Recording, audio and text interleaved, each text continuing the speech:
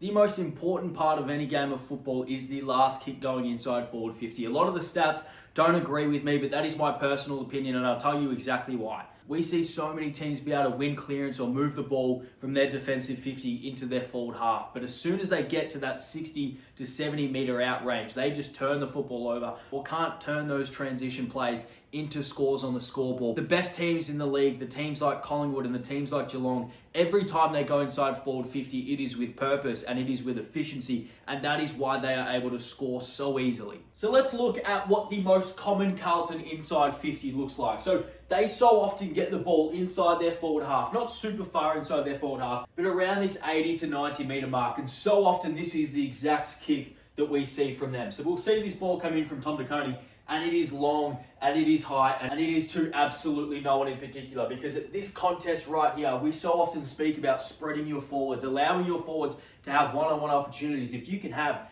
Harry Mackay or Charlie Curnow have genuine one-on-one opportunities, even if a ball is coming in at this height, you're going to give them a chance to get the ball. The issue is, when you have a team that is bunched up like this inside your forward 50, and you have a high ball coming in like that, all you're going to get is 6 blokes flying for the same football. It is extremely easy to defend. The second part of Carlton's inside 50 is in that exact play as well. So where was the contest of that inside 50? So one, it's about 40 metres out from goal, and it's also directly in front of goal. So it is extremely hard for Carlton to defend the ball movement. So even when that ball gets spoiled by the Richmond players, it is in a position where Carlton are going to find it really hard to defend the ball, and Richmond are going to be able to easily exit out of their defensive 50 and then out of their defensive half. And oftentimes for Carlton, it's not just on the kicker, although the kicker does make a poor decision sometimes. Sometimes it is on the forwards, it is on the midfielders for not creating options. Adam Saad has the ball. Again, we're talking about that 75, 80 metres away from goal in this situation. But look at just the complete lack of movement from your midfielders, from your high half forwards here, because Adam Saad clearly is saying, we want to be able to get this ball closer to goal. We want to be able to have a genuinely good inside 50 kick. Saad doesn't want to have that kick, but because there's no options coming from these players right here, hitting up to the football, even if you take that 15-metre kick, now you're getting another 15 metres closer to goal, and you're having more time to give to your forward so they can create an option. Instead, he does none of those things, so now he has to create something on the run here. So he takes the man on the mark on, now he's under pressure, so now he's forced to kick inside 50 to a spot where there is no Carlton player, straight to the advantage of the Richmond defence. And we see that so often from Carlton. These blokes have the football inside their forward half. They're kicking to no one in particular. So we're seeing long kicks like this, where Charlie Curnow has the ball again at that 75 to 80 metres away from goal, and he's forced to kick long and high to just absolutely nobody. None of their kicks are to the advantage of their forwards. They are always to the advantage of the defenders, whether that's to the advantage to take an intercept mark like we just saw Buga Khamis, or whether that's to the advantage to make a genuine spoil and rebound off that football. Again, we have the ball at that 90, almost to 100 metres out from goal now. You should never be kicking the ball inside 50 from this position unless you are streaming towards the goal and you have numbers out the back in one-on-one situations or by themselves.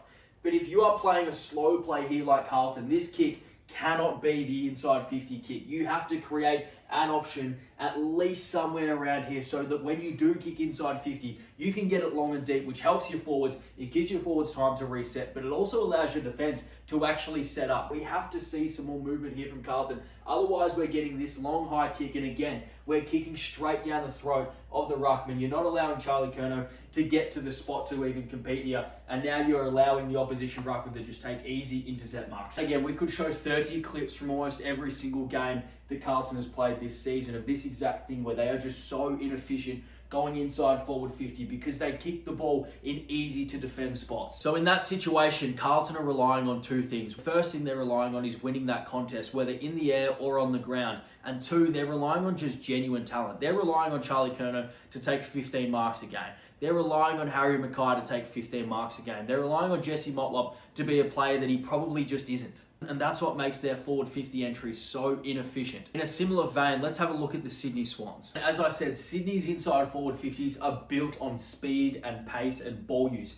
And the issue is, as soon as you force them to kick the ball slow, as soon as you force them to kick to those contests, they have no ability to win the ball either in the air or at ground level. And that comes down to probably just a lack of forward talent. As soon as you force Sydney into this slow play, as soon as you force them to not be able to use their pace, use their run, use their foot skills with Errol Goulden and Nick Blakey streaming off half-back and through the middle of the ground. So as soon as they're able to do that, they are forced to kick these long, high grubber balls. That's when they're exposed in these situations. Because their key forwards, especially in this game right here, were Aaron Francis and Joel Hamling. They're just not going to be able to compete in the air against sort of any defense. Again here, we've just got a turnover, but the Essendon defense was able to stop them from moving the ball really quickly. So Chad Warner is forced to slow play. He's forced to kick into this contest right here. And as soon as you kick into this contest, again, we're talking about a defense being able to set themselves against a forward line that just doesn't have the talent to compete in the air, where you're allowing the opposition to just take intercept mark after intercept mark after intercept mark. Sydney are so reliant on being able to move the ball with speed, because when they don't, they simply don't have the talent in the air to properly compete, to allow their forwards, to allow their small forwards,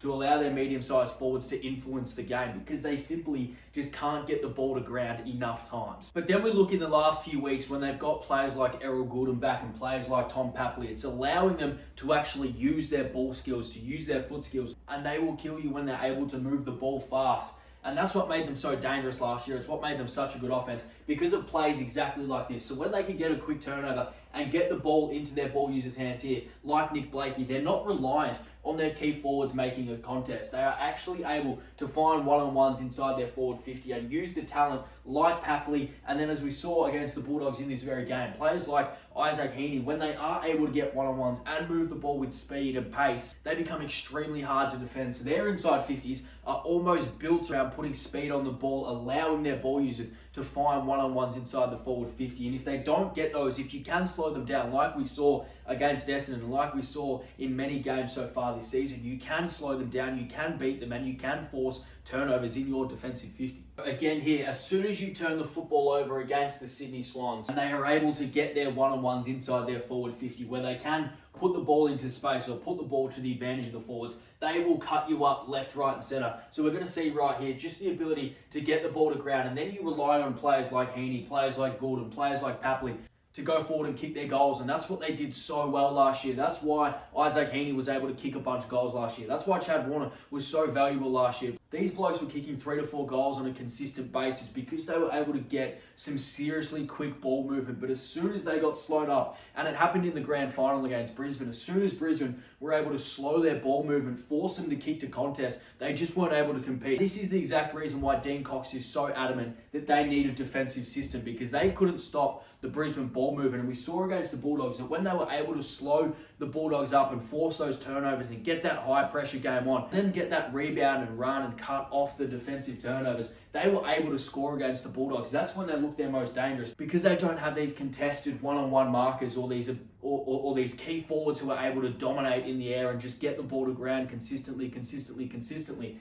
They have to rely on players like Isaac Heaney, on players like Tom Papley, on players like Errol Goulden and Chad Warner to kick their goals. And the only way they can do that is if they get speed on the ball, is if they create turnovers in their front half and are able to kick to space and are able to kick to genuine one-on-one situations where it is Isaac Heaney one out in the goal square, or Tom Papley on a lead where he's able to use his speed and his pace. If they don't get those sort of matchups, they just aren't able to score efficiently at all. Now, in a similar vein to Carlton, they rely on talent, but in a slightly different way. Instead of relying on talent to win the contest, they rely on their talent to put speed on the ball, put pace on the ball, and then rely on their talent to win one-on-one battles. But as soon as a team is able to slow them down, they look just so inefficient. Now, we've seen the bad, let's have a look at the good. The main thing that we all understand with Geelong is how high their half forwards get, but it's also how far up the ground and how deep they go in defence with their wingers and their half forwards. It's not just their half forwards anymore, it's also players like Ollie Dempsey. And as soon as they turn this football over, look at where their half forwards see Close, we're going to see Myers, we're going to see Manor, and then we're going to see Dempsey. So they are pushed so far up the ground, because when Geelong is most efficient, they rely on space, creating space, and whether that's through selfless acts or whether that's through just lengthening the ground, so just pushing all of your forwards and your high half forwards and your wingers all the way up the ground, which gives space to players like Patrick Dangerfield, to players like Jeremy Cameron to work their magic one-on-one. So they artificially create one-on-ones inside their forward 50 by pushing all of their players out of that zone, which is why we get so many score assists from players like Myers, from players like Manor here, from players like Dempsey and Close. Because instead of them playing deep as a genuine forward line option, they're playing high up the ground. being that last link in the chain. That space that they create by pushing all the way up the ground is what allows Jeremy Cameron here to have this separation. And as soon as you have this separation with one of the best key forwards in the game, he is going to eat you alive. And that is why we see so many times that Geelong get easy, uncontested marks inside forward 50, because all they do is create space and all they do is play selfless football. And the reason that Geelong are so good is because they can create that space in fast play or slow play. So the first few examples is what we call fast play. That's transition football, that's turnover football, but this is not. This is slow play football. This is often the sort of play football that we just see long high balls, which is a lot of inside 50s for a lot of the mediocre and bad teams. But for good teams like Geelong, they can create space. They can still have quality inside 50s even when they're forced to play slow football. Geelong's ability to just find the space and create the space where you can get open. Look at this massive lane. Look at this massive leading lane here that the Geelong forwards have created so that you can get lead up marks inside 50 just like this. Even when you're kicking from the centre square, even when you're kicking from the centre circle where you shouldn't have that sort of space. But why does that happen? It's because they're able to create the space. So as soon as they get this free kick, look at how they open this space. So this you would usually think that this is where Jeremy Cameron would lead straight into. But look at Stengel turn his head straight away to Dangerfield's opponent and say, I'm going to come and block you because that should be my space right there. But if I block you, now he has a massive leading lane into that hole that we created. So that's selfless football. That is space creating football. Manor is leading out of the way. Your other Myers is leading out of the way. Close is leading out of the way. Jeremy Cameron's holding his space right here. All of those players working in tandem, working with the same goal here to say, this is the space that we want to create. This is the space that we want to lead into so that we can get such high quality, such efficient inside forward 50 kicks. A lot of the teams in the league, if they are put in that situation, that is a long high kick to the top of the goal square that becomes really easy to defend. Against Geelong, you are going to have to defend that, and it is extremely hard to defend, and that is why they are so efficient going inside forward 50. So as we can see, Geelong are so efficient going inside forward 50, and that is on the back of their ability to create space through either selflessness or structure. The selflessness aspect is that blocking. It is those tick leads, it's those dummy leads, it is their ability for their half forwards to push all the way up the ground and allow players like Paddy Dangerfield and Jeremy Cameron to stay home. And that goes hand in hand with their structure. So their desire to push their half forwards up the ground and push their wingers all the way up the ground, which creates this massive hole and this massive gap between Dangerfield and Cameron and the connectors in those half forwards. And that makes it really hard to defend. And that is a great system and that is a great structure. And Collingwood, again, similar to Geelong, can beat you fast and they can beat you slow. But they also have that slight trick where they use their inside 50s to actually set up their defence behind the football, which is what makes their defence so solid and so good. So one of the things that Collingwood do really well is during fast play, they will actively kick to one-on-one contests inside their forward 50. So we see this spilled ball come out right now from Jack Crisp, and because they push so many of their forwards up the ground, just like Geelong do, but they always hold one, maybe two forwards inside, deep inside their forward 50. So that is usually players like Jamie Elliott, because as soon as this ball comes off the pack, Jack Crisp knows, if I just kick this long and deep, I'm going to give Jamie Elliott a chance. One-on-one. And that means that the spare defenders here that Hawthorn do have aren't able to get to that contest because they hold them so deep, and Jamie Elliott here is able to draw a free kick. And that happens so often. They are so willing to move the ball really fast because of the structure, because of the system they set up. Similar to Geelong in the fact that they push their half forwards and their wingers so far up the ground, and they allow players like Jamie Elliott, or in Geelong's case, Paddy Dangerfield and Jeremy Cameron, to stay home, to stay deep in one-on-one situations so that they can get results like that. And then as usual, we could show 100 clips of this exact thing. They use the ball so well going inside forward 51. That is on the leader to actually lead into pockets of space, but then also the decision makers up the field. So Patrick Lipinski is currently one of, if not the best kick going inside forward 50. Then you have players like Nick Dacos, Josh Dacos, Scott Penderbury, Steele Sidwell, these players who can make these tough kicks and make these tough decisions, who can deliver the ball inside forward 50 like that. You aren't going to be able to stop that. I don't care how good of a defensive structure you have. If you have players that can kick the ball like that, but also create the space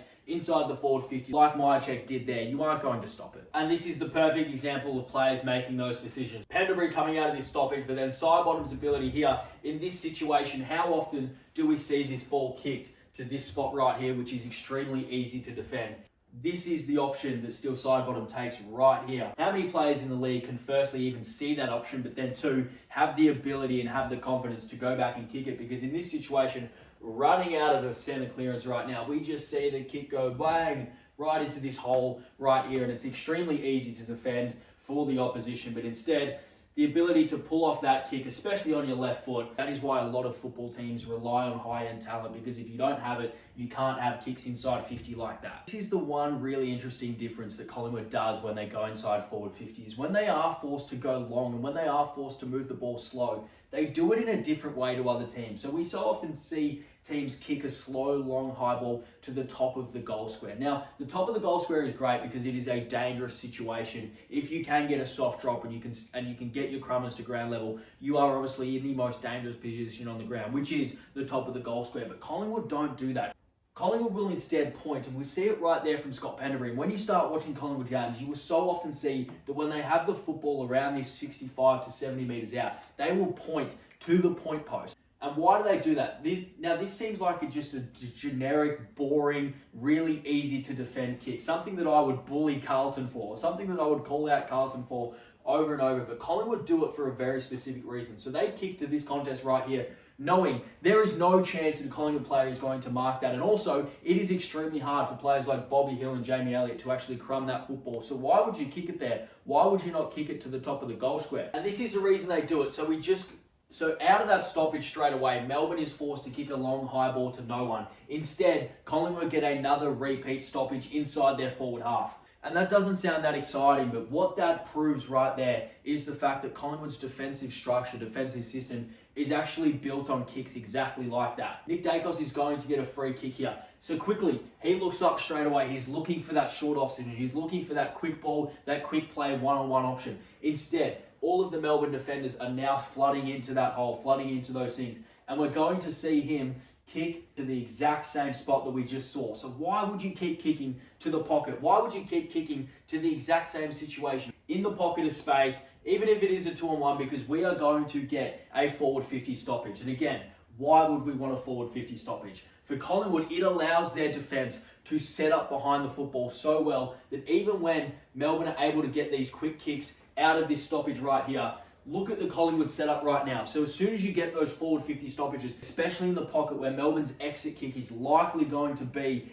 onto this side of the ground, Collingwood are able to set up their defensive structure using their defensive system and are able to get another repeat inside 50 right now. So all they're doing here is kicking to the pocket to strangle the Melbourne defense right. So again, they're going to probe here. So straight away, Perryman right now is looking for the short option. As soon as he doesn't have the short option, he's going to go long and high, but it is long and high to the pocket again. So we're going to get another repeat inside 50 stoppage. You're giving your midfield and your small forwards a chance to get a goal at the forward stoppage. But two, you're allowing your defensive structure and your defensive system right now to set up and get ready. We've now had 2 in a row where they have gone long and high to the pocket, gotten a stoppage inside their forward 50. Melbourne have gotten the clearance out of that stoppage. All Collingwood is doing right now is kicking to that contest long in the pocket, getting a forward 50 stoppage. If they don't win the stoppage, Melbourne are kicking to outsized numbers into the defensive zone of Collingwood. And anytime Collingwood get the ball where Dan Houston has it, their first option, their first look is to try and find the short option inside forward 50 and find an open man. The second option is we're going to kick to the pocket. We're going to get a forward 50 stoppage because the defense is going to spoil it over the line. We aren't going to kick to the top of the goal square. Even though it is more dangerous, it's much easier for Melbourne or the opposition that Collingwood is playing to transition the football out of their defensive 50 if the stoppage is at the top of the goal square. If it's in the pocket like they kick to so often, they are forced to kick long up the line where Collingwood can set up their defence. And this is exactly what happens. They get repeat stoppage, repeat inside 50, repeat inside 50, and again, now we're getting quality inside 50 looks. So that is the reason that Collingwood do that. And I promise you this happens every single game. The next time you watch a Collingwood game and they have the ball 50 to 60 metres out from goal, if they don't find a short target, they will kick to the boundary line essentially. They will kick to a contest at the point post, get a forward 50 stoppage, and then set up their defence behind that. And it happens so often. There are some serious tactics going on in the game, and there are a buttload of stats out there at the moment, but I think the most important is that inside 50 kick. It doesn't matter if you can get the ball inside 50, it matters how you get the ball inside 50.